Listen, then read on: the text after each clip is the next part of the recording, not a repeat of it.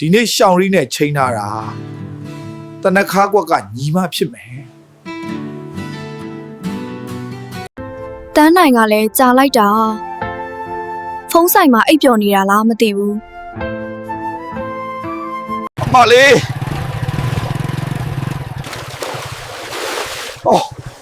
တနခါတွေပြက်ကုန်ပြီလားမသိဘူးရှောင်းရီရေကိုရောက်ပြီမင်းလေးကအရန်လှနေတာပဲအမလေးတန်းနိုင်ရှင်းမျက်နှာကြားတိတ်ကွက်ဖြစ်နေပြီအိုးကိုကမင်းအတွက်တော့အမြဲတမ်းကြားရဲတကောင်ပါပဲရှောင်းရီရဲ့ကြားရဲမဟုတ်ဘူးကြားနာလာခဲ့ကျမတနက်ခါပြန်လိမ့်ပေးမယ်အချစ်ဆိုတာဒါမျိုးပေါ့မင်းရဲ့လက်ကလေးတွေကနူးညံ့လိုက်တာကဲရပြီအခုမှတကယ်လူပြူကြီးနဲ့တူသွားတာကဲရပြီ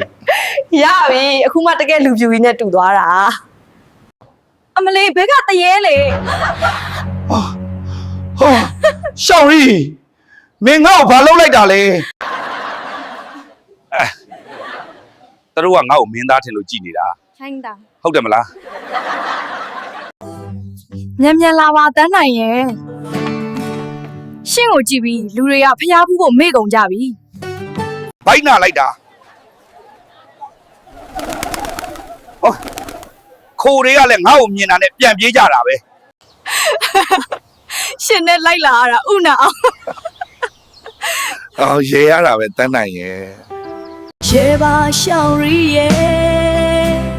မင်းရဲ့ရင်ကိုကပြောပါရဲ့